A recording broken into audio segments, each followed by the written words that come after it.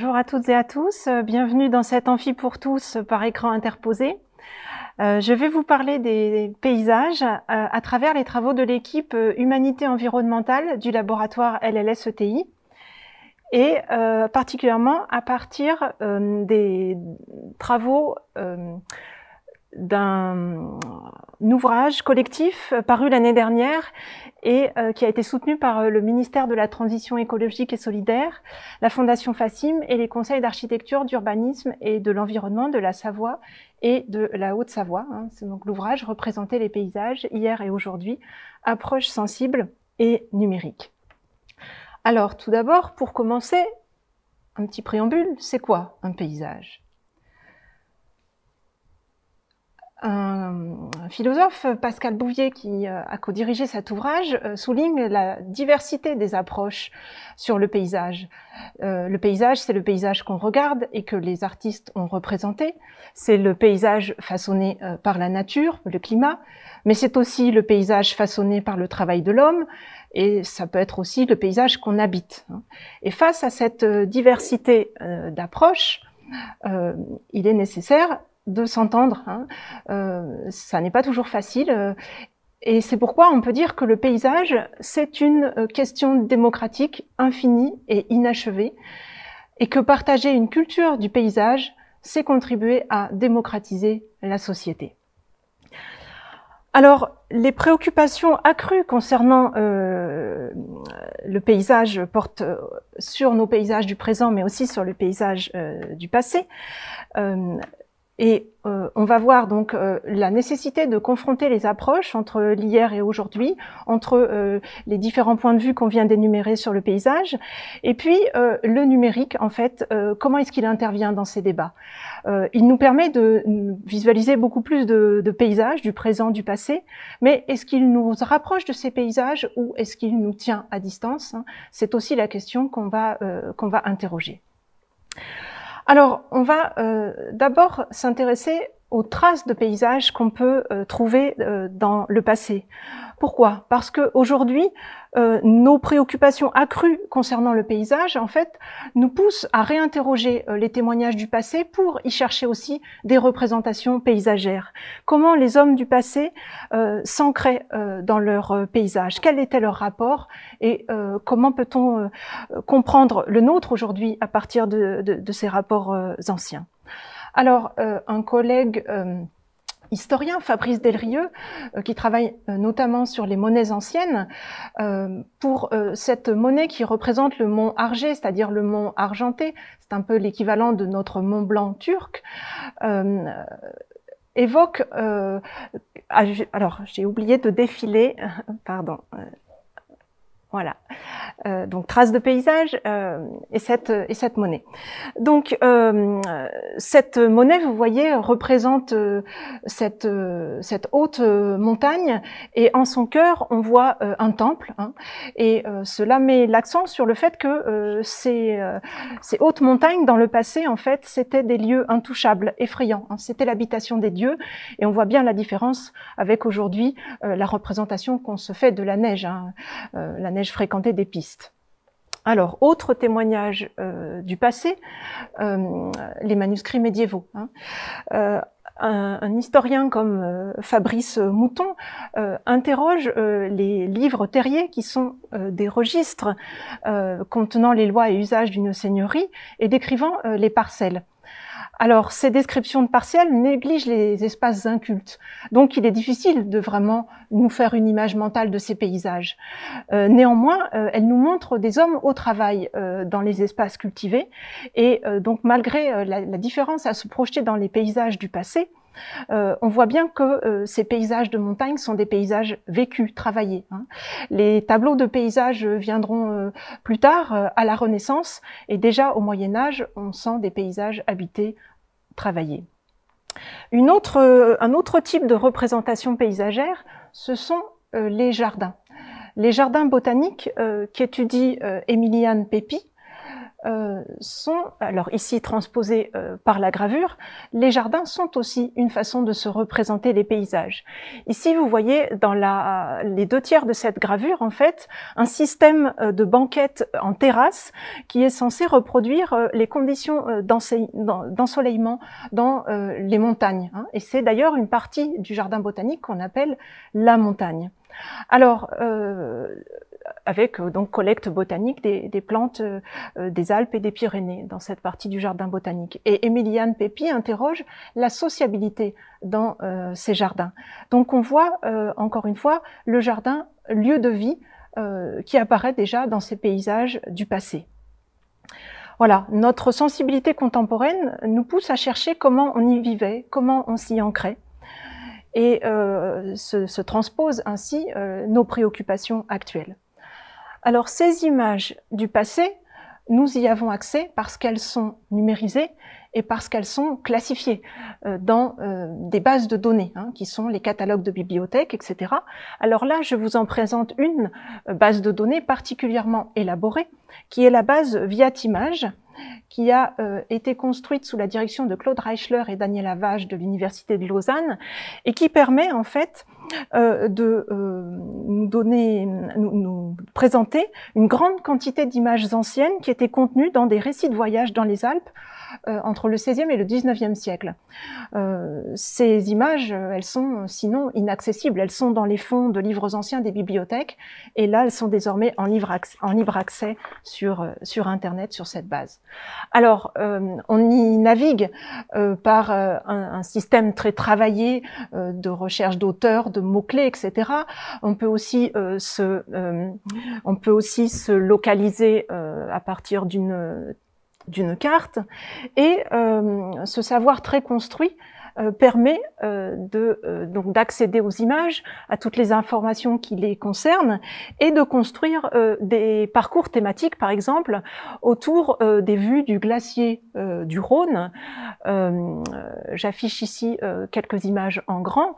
D'abord, une gravure de la fin du XVIIIe siècle, puis une gravure coloriée du début du XIXe siècle, et enfin une photographie du milieu du XIXe siècle, parue un peu plus tard en ouvrage. Le parcours de Claude Reichler dans notre ouvrage collectif va encore plus loin et nous sensibilise au devenir des glaciers, au retrait glaciaire et à la profonde nostalgie qui nous pointe, particulièrement quand nous sommes en contact avec non plus la gravure, mais la photographie, qui nous semble la trace d'une présence à ces glaciers du passé qui aujourd'hui s'est profondément modifiée. Grâce à cette base Viatimage, on peut aussi faire bien d'autres parcours, et j'en présente ici un autre que Daniela Vage détaille dans notre ouvrage, c'est celui de la stéréoscopie. C'est cette photographie qui, déjà au XIXe siècle, permet d'accéder à une vue en 3D, hein, en combinant en fait deux images. Ici, je les mets en gros plan. On a l'impression véritablement, hein, quand on regarde dans un dispositif qui ressemble à des jumelles, grossièrement, ces deux images combinées n'en forment plus qu'une, et on a vraiment l'impression d'être en plein cœur de ces paysages en 3 dimensions. Et l'aspect est particulièrement saisissant quand on a comme ici un personnage sur le bord d'un versant escarpé, hein. Là vous le voyez surplombant la mer de glace, là vous le voyez sur un autre sommet du Mont Blanc. On a vraiment l'impression dans ces images d'être dans les paysages. Alors la base Viatimage, elle a aussi pour vertu, au-delà de ce parcours qui peut sembler un parcours savant, un parcours érudit, d'inciter aussi au voyage sur le terrain, hein, de sorte que on peut à la fois consulter les images du passé et faire nous-mêmes l'expérience du retour en ces lieux.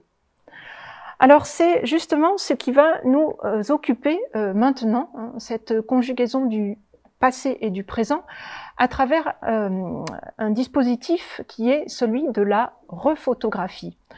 Alors qu'est-ce que la rephotographie ? C'est quelque chose d'assez intuitif dont on va voir les premiers exemples avec ce qui s'est passé aux États-Unis à partir des photos analysées par Marie-Christine Blin dans notre ouvrage, des photos de l'exploration de l'Ouest américain qui ont été faites dans la deuxième moitié du 19e siècle, et au 20e siècle, eh bien, les artistes photographes vont chercher à les refaire. Et notamment l'artiste Marc Klett, qui va voilà, juxtaposer des paires avant-après, les paysages tels que photographiés au 19e et tels que reconduits ensuite.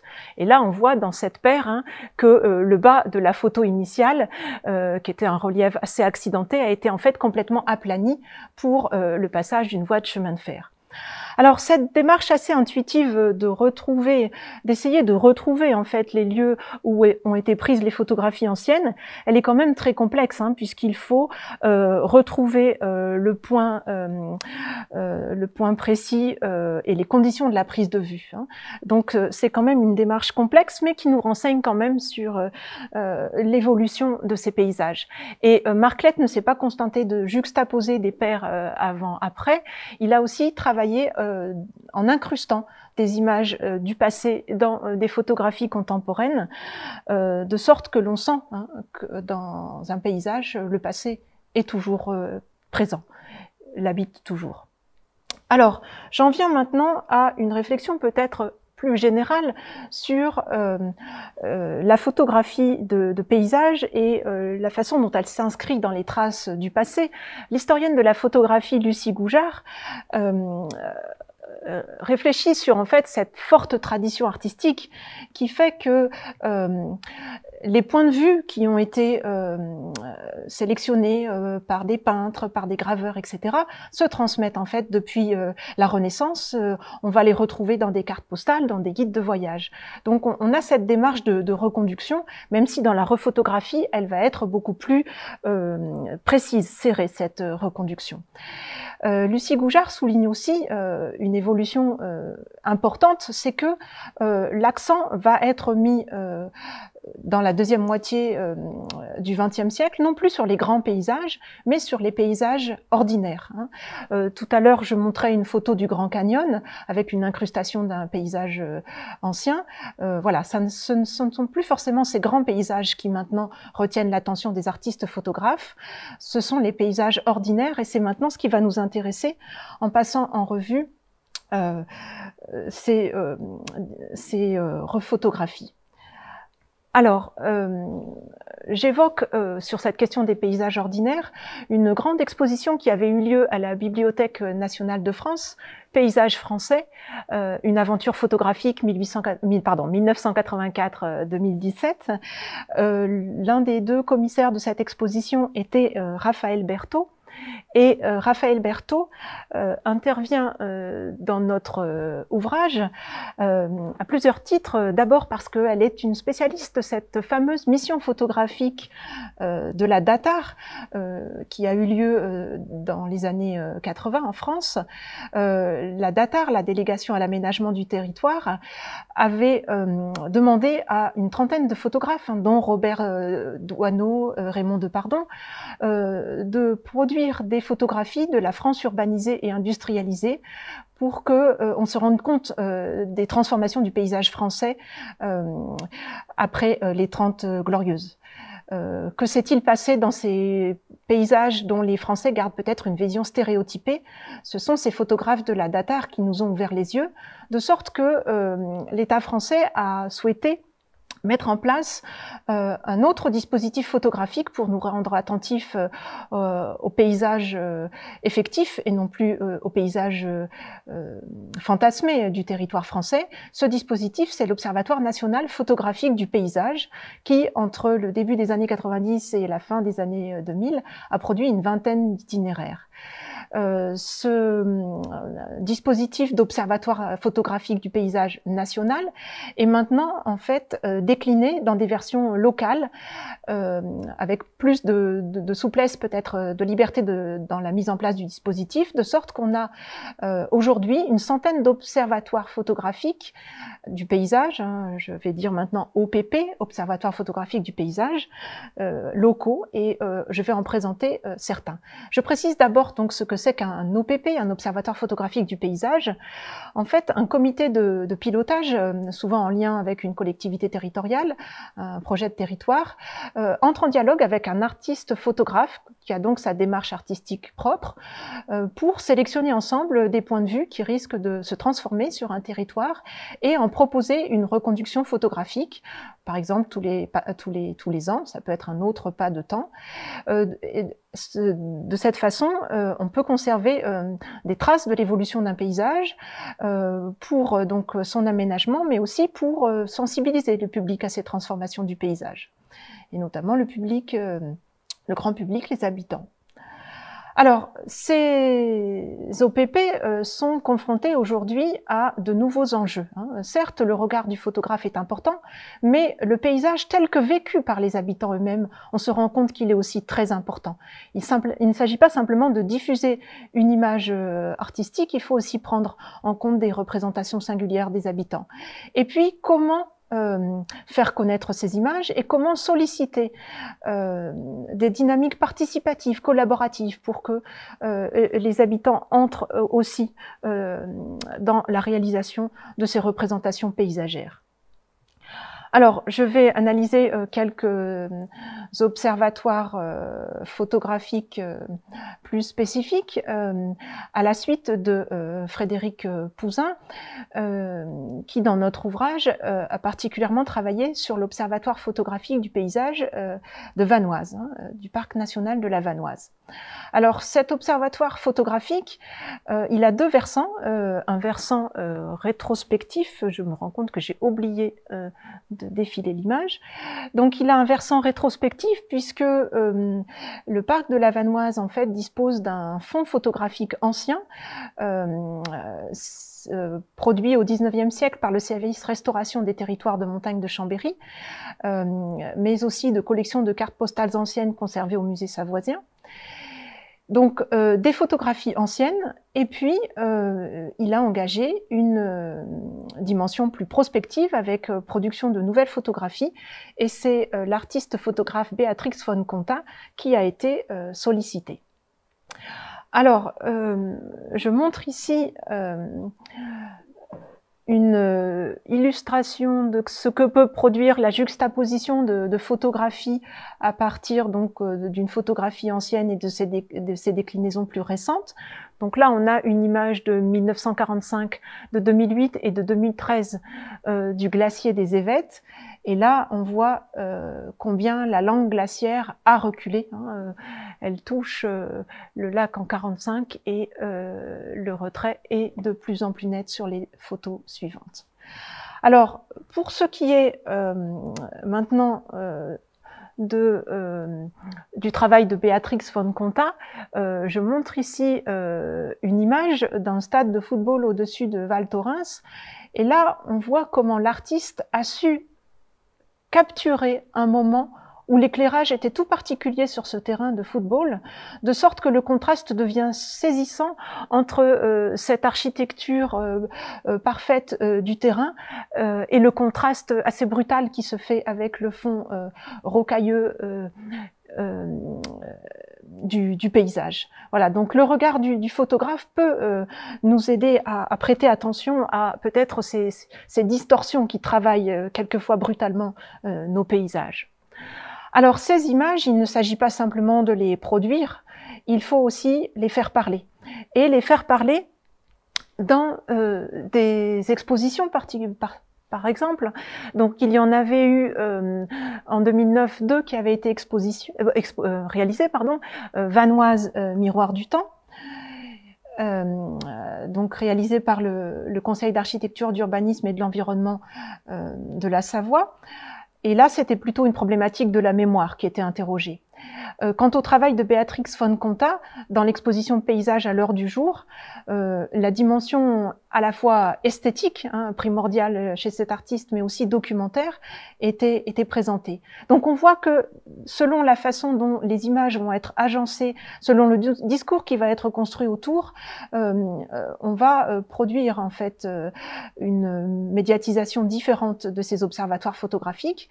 Et en septembre 2020, donc tout récemment, un nouveau site internet a été lancé pour cette OPP de la Vanoise. Et voilà, il va certainement produire d'autres formes de discours et de découvertes.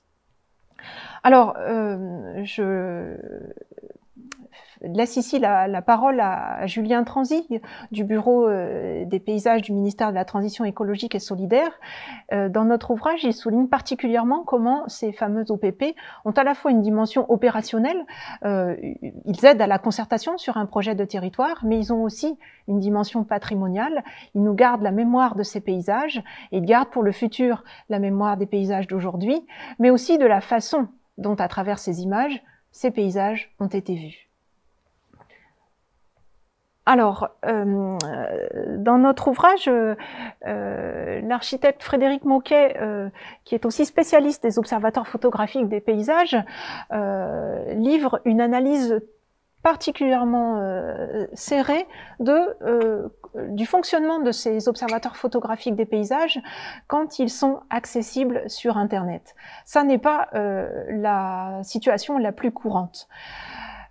Parce que sur la centaine d'observatoires photographiques locaux qui existent aujourd'hui, simplement 36 sont intégralement accessibles sur Internet. Alors, sur Internet, comme sur papier quand ces observatoires photographiques ont été initialement prévus, ces paysages restent des paysages relativement formatés, puisque ces observatoires photographiques de paysages proposent des photos non habitées. On ne voit pas tellement ou en très très petite taille les gens qui les parcourent. Donc un certain formatage des paysages. Mais Frédéric Moquet souligne aussi combien souvent c'est la valeur géographique et aménagiste de ces photos, en tout cas du discours qui est tenu sur ces photos qui apparaît sur les sites internet, et puis que alors qu'on est sur internet, et bien finalement les fonctionnalités interactives ne sont pas véritablement mobilisées. Et enfin, comment est-ce qu'on incite les gens à retourner sur les lieux, sur les paysages, après les avoir parcourus en photo. Donc il y a certainement un maillage très intéressant à construire sur l'interactivité à l'écran, mais aussi sur le lien entre paysages numérisés ou nativement numériques représentés à l'écran et retour sur le paysage in situ. Alors, je passe à une autre étude de cas, cette fois concernant l'Observatoire photographique des paysages de la Savoie, qui est présenté dans notre ouvrage par Jean-Pierre Petit et Bruno Cagnon. Cet observatoire, créé en 2016, a été refondu 2 ans après parce que on sentait que la part de l'image devait être renforcée et dans la dimension participative, dans la façon dont cette OPP encore en cours de construction s'élabore, on a une dimension participative qui a été particulièrement bien intégrée puisque des ateliers se tiennent dans le cadre des schémas de cohérence territoriale ou des parcs naturels régionaux comme celui de Chartreuse. Donc ateliers participatifs, échange de points de vue pour déterminer les points à refotographier. Et puis au niveau de la diffusion, il est intéressant aussi de voir la rubrique Un jour une image sur la page Facebook de cette du Conseil d'architecture, d'urbanisme et de l'environnement de la Savoie. Quelques images pour illustrer cette OPP Savoie. La page d'accueil avec donc cette image pleine page qui nous invite à entrer à la fois dans le site et peut-être aussi dans le paysage derrière cette image presque pleine page. Et puis un exemple particulier de l'analyse qu'a faite Jean-Pierre Petit d'une des reconductions photographiques au belvédère du Revard. Entre cette photo qui est de 2008 et alors là vous voyez qu'en fait on a une série de 4 photographies comme l'indiquent les vignettes en haut de l'écran. Donc je passe de la photo de 2008 à la photo de 2016 et on peut voir comment l'aménagement a changé. Alors, attendez, je dois... Pardon, j'ai encore oublié de défiler. Donc, c'est la photo de 2008, voilà. Et puis, donc, les vignettes en haut d'écran. Et donc, en 2016, on est à la 4e vignette et on voit combien l'aménagement a changé. Et Jean-Pierre Petit parle dans un commentaire très détaillé qui accompagne ces images de parc urbain dorénavant, hein, avec un quadrillage beaucoup plus autoritaire de l'espace, et puis le fait que les bovins n'entrent plus dans ce paysage, hein, et il évoque ces dimensions sensibles du paysage, on n'entend plus le bruit des clarines. Voilà, donc les textes qui accompagnent ces OPP sont aussi le moyen de faire intervenir des dimensions sensibles qui ne sont plus perceptibles à l'écran. Alors, j'arrive maintenant à l'analyse de l'Observatoire photographique des paysages de la Haute-Savoie. Dans notre ouvrage, c'est le photographe de cet observatoire, Sylvain Dufart, en dialogue avec Svenja Jarmuszewski, qui présente cet observatoire, créé en 2011, tout récemment rénové, en février 2020. Cet observatoire, il a une dimension rétrospective, avec des paysages qui sont ici appelés paysages emblématiques, donc des vues anciennes sont aussi présentes et refotographiées. Il a des vues fixes, hein, celles qui sont décidées en comité de pilotage avec le photographe, mais l'originalité c'est qu'il y a aussi des vues libres qui ont été laissées à l'initiative du photographe. Et les textes de Sylvain Dufart qui accompagnent ces photographies mettent l'accent, je vais en donner un exemple, sur l'aspect particulièrement sensible du moment de la prise de vue. Et ces textes me semblent une façon tout à fait intéressante dans leur versant littéraire pour accompagner la qualité artistique de ces photographies. C'est ce qui avait été proposé dans l'exposition de 2019 de cette OPP, puisqu'un écrivain, Jacques Jouet, avait été sollicité pour produire des textes sur ces images. Alors ici, je voudrais donner donc d'abord l'image de la page d'accueil de cet observatoire, hein. Et là on voit de nouveau une grande importance conférée à l'image, que j'apprécie particulièrement pour son aspect humoristique, parce que vous voyez que à cet abribus sous forme de chalet traditionnel, en fait vous avez dans le coin de l'image une vache qui attend. Alors j'en arrive maintenant à une image de Sylvain Dufart, c'était aussi le cas de celle de la page d'accueil, accompagnée de son commentaire. Et voilà, je trouve particulièrement intéressant la première expression. Le soleil du matin vient tout juste éclairer la route des bornes au lieu dit chez Moguet. Vergers de hautes tiges et corridors forestiers viennent structurer le paysage. En arrière-plan émerge la tête du Parmelan, sommet emblématique du massif des bornes. Donc le photographe décrit la composition de l'image de façon précise, mais vous aviez au début cette touche de lumière qui vient, qui est celui de sa prise photographique et qui vient aussi nous accompagner dans l'entrée dans l'image. Alors, j'en arrive maintenant à un autre observatoire photographique tout à fait singulier parce qu'il a été en fait intégralement porté par deux artistes photographes, Geoffroy Mathieu et Bertrand Stofflet, à l'occasion de Marseille-Provence 2013, capitale européenne de la culture. Donc dans cette vaste programmation culturelle, ces deux avaient été créé un sentier de randonnée, le GR 2013, qui reliait les deux métropoles d'Aix et de Marseille. Et le long de ce sentier de randonnée, les deux artistes photographes ont proposé un observatoire photographique. Et ce qui est très singulier, c'est que dans les 100 points de vue retenus, 70 ont été confiés à des habitants pour la reconduite. C'est-à-dire que pendant 10 ans, 70 photos depuis 2013, sont reconduites par des habitants. Et lors de l'exposition Paysages français à la BNF dont je parlais tout à l'heure, une vidéo était projetée, vidéo intitulée Paroles d'adoptants, où on voyait ces adoptants de photographie s'exprimer sur leur relation au paysage.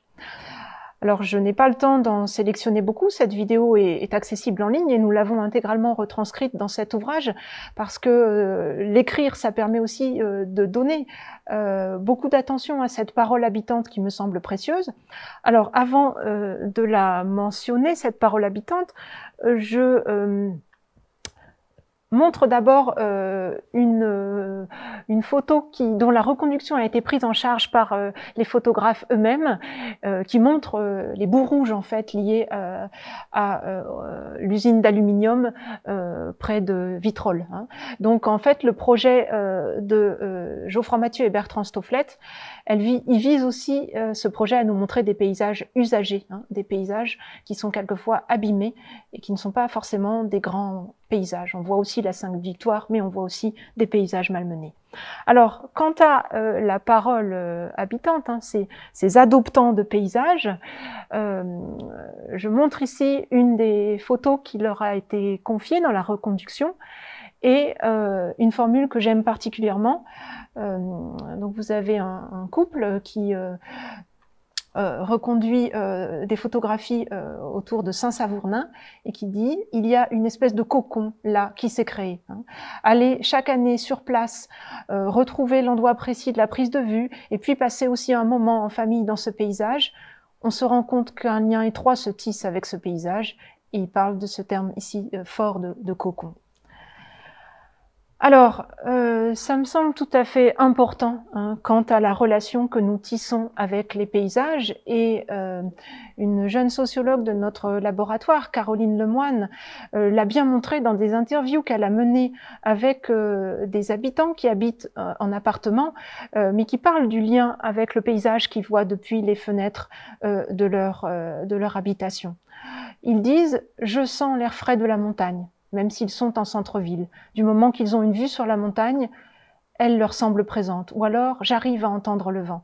Et là, on sent bien ce lien indispensable que nous tissons entre le lieu où nous vivons et le paysage qui nous entoure.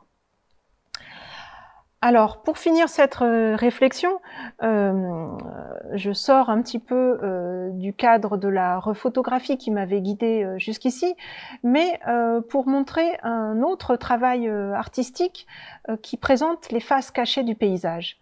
La Fondation Fassim, en 2009, a créé un itinéraire de découverte culturelle qui s'appelle les chemins de l'hydroélectricité. Et donc,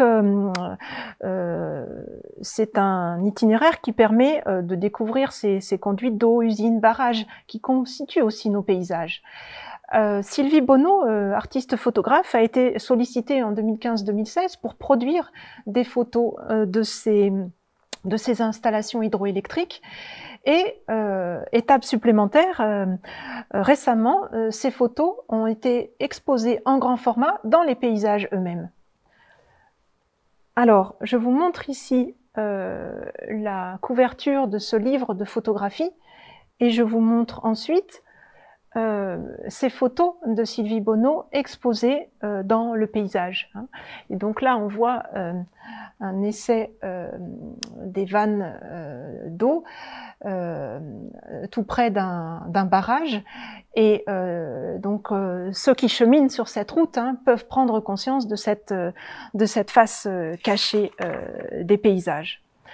Donc, que ce soit ces images sur papier, en livre ou exposées sur place, ou que ce soit les photographies numériques des OPP sur Internet, voilà, l'aller-retour de l'image papier ou numérique, donc l'aller-retour de ces images vers le paysage et vice-versa est important, sans quoi il y a des choses auxquelles nous ne prêterions pas attention et qui font pourtant partie du paysage. Et dans les images numérisées, hein, le fait qu'on puisse souvent zoomer, voir un détail ou circuler dans l'image, qu'on déplace à l'écran avec le curseur, nous donne l'illusion de présence. Mais cette présence à l'écran doit être doublée d'une présence sur les lieux. Parce que ces images nous tiennent ainsi à distance. Ces images numérisées, elles ne doivent pas exclusivement entretenir l'illusion de présence, elles nous tiennent aussi à distance. Et j'en arrive maintenant à une section que j'ai intitulée « Tout se brouille ». Sous l'effet de la surabondance d'images numériques, hein, qui n'est plus à prouver, on peut avoir l'impression finalement de ne plus savoir voir, à force de trop voir. Et notre collègue et peintre Marc Vuillermoz le montre magistralement dans son travail artistique. Il a exposé ce printemps et cet été au Musée Fort d'Aix-les-Bains une exposition intitulée « Du pixel au pigment » et il intervient aussi dans notre ouvrage à partir d'images qu'il a sélectionnées sur le net, qui sont souvent des images très modestes, des extraits de clips de vidéos amateurs. Il montre qu'en fait, on aboutit à un brouillage de l'image qui le rend, lui, plus saillant en transposant ces images sur un tableau qu'il peint avec une technique très particulière, de sorte que les déformations de l'image numérique transposées en peinture vont être retravaillées par les aspérités du tableau, par sa technique picturale, etc. Et il souligne ainsi comment, dans ce règne de la monstration généralisée, en fait, nous en arrivons à ne plus voir. Et c'est une démarche, en fait, assez proche de celle qui était celle de Turner. Je vous montre ici donc un ouvrage de l'historien d'art Pierre Watt, Paysage entre nature et histoire, un pérégrination, hein, un très bel ouvrage où Pierre Watt montre que, au milieu du 19e siècle, on est aussi dans ce moment où on est confronté à une inflation d'images. Images peintes, dioramas, panoramas qui sont exposés dans les musées, dans les grandes villes, développement de la photographie, et finalement tout se brouille et la peinture de Turner en est un exemple. Et il me semble qu'on est dans un moment comparable peut-être aujourd'hui avec cette explosion de l'image numérique qui peut donc être aussi un danger et pas seulement une aide. Alors, ce brouillage du paysage, en fait, il est peut-être pas seulement lié à l'image numérique, il est peut-être aussi consubstantiel au paysage. Le paysage, finalement, ça n'est pas simplement ce que nous pensons isolé, c'est ce qui excède nos représentations. Et nous n'arrivons pas à l'enfermer. Notre collègue Sylvain Santi, qui travaille particulièrement sur Christian Prigent, analyse dans ce volume plusieurs de ses poèmes, et je cite particulièrement celui-là. Mais malgré l'armature, le jet pur des peupliers, les arcs, les bâtons, les perspectives concentrées dans des flaques, grands trous flous partout, dégoût, dégoût. Donc le paysage est peut-être structuré par des éléments paysagers, voilà, les peupliers dressés ou des sortes de concentrations paysagères dans des reflets inversés dans des flaques, mais est-ce que finalement la réalité n'excède pas tout et on se retrouve perdu, grand trou flou partout, dégoût, dégoût. Donc il y a un moment où on perd toute maîtrise et voilà, il faut savoir quoi faire de cette surabondance d'images, qu'elles soient dans le réel, dans le numérique. Alors, une solution, c'est peut-être, et j'en arrive à ma dernière section, jouer et marcher. Alors, dans cette section, je vais aborder particulièrement la manipulation de ces images numériques et puis la façon dont elles peuvent encore plus nous inciter à revenir sur le terrain. Je vais le faire d'abord à partir d'un jeu vidéo qui a été développé par les trois chercheurs Edwige Lelièvre, Sylvain Hilaire et Yasser Ghenifi, donc qui ont conjugué des compétences en sciences de l'information et de la communication et en histoire moderne pour essayer de restituer un paysage qui a été complètement aboli, c'est celui de l'abbaye de Port-Royal des Champs, abbaye janséniste dont Louis XIV avait ordonné la destruction. Donc là, dans la juxtaposition que vous voyez à l'écran entre une gravure ancienne et le paysage d'aujourd'hui, on voit toute une série de bâtiments qui ont été détruits. Donc, par le jeu vidéo, peut-on donner l'expérience de marcher de nouveau dans ce paysage. Et là, vous voyez à l'écran, en fait, des captures d'images de ce jeu vidéo. Le personnage qu'on voit ici de dos, c'est la fondatrice de cette abbaye qui chemine dans un paysage qui a été soigneusement travaillé, refabriqué à l'écran. Je vous montre dans la diapo suivante le travail de dessin à partir de planches botaniques pour qu'on soit au plus près de la fidélité à ce paysage tel que nous en ont gardé témoignage des documents d'époque. Voilà, donc les internautes, et souvent très jeunes, dont les interactions sont évoquées par les chercheurs dans ce volume, évoquent ce cheminement dans un paysage virtuel, un paysage à l'écran, et on comprend bien que le but, hein, c'est d'inciter après ce jeu en ligne à revenir sur les paysages eux-mêmes. J'évoque un autre jeu en ligne, le jeu Paysage in situ. Alors, ce jeu qui a été développé par Philippe Mouillon et qui est décrit en détail dans notre volume, est un jeu très intéressant à partir des représentations de paysages de tous les musées isérois. Hein. Ils ont tous été numérisés, alors que souvent ils dorment en réserve. Hein. Les musées n'exposent qu'une petite partie de leur fond, donc on a accès à ces images. Et puis surtout, ils ont été proposés à la reproduction dans ce que Philippe Mouillon n'hésite pas à appeler un jeu de faussaires. Hein. Il s'agissait d'essayer de produire une copie. Alors, une copie ludique, une copie avec toutes sortes de décalages qui tient à nos moyens contemporains. Mais cette approche ludique a conduit un grand nombre d'internautes à se prêter au jeu. Et là, on voit donc un tableau ancien du 19e siècle et une reconduction contemporaine. Alors, ce qui est intéressant sur ce tableau tout particulièrement, c'est que le musée de Grenoble, qui est possesseur de cette toile de Claude Paulet, le conservait jusqu'à présent sous le titre La dent de Kroll. Alors que l'internaute a montré, grâce à cette photographie, qu'en fait, il s'agissait des aiguilles de Varins en Haute-Savoie. Et un échange avec les conservateurs a permis de rebaptiser le tableau.